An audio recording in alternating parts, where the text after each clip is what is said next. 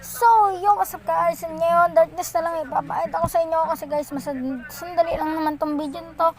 So, may sasabihin lang ako sa inyo for a fast seconds. So, guys, meron akong ginawang TikTok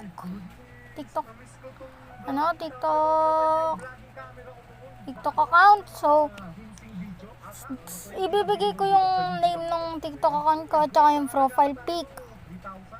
So, dito na lang sa comments, tignan nyo na lang sa comments guys. Sorry kung itim yung ko, pero yun lang naman ang aking sasabihin. And mamaya nga pala, magre-record ako at kinabukasan noon mag-upload ako ng Lumber Tycoon episode 1. So, yun lang guys ang sasabihin ko sa inyo. It's me, Dark Ace again, or Kyler. See you again.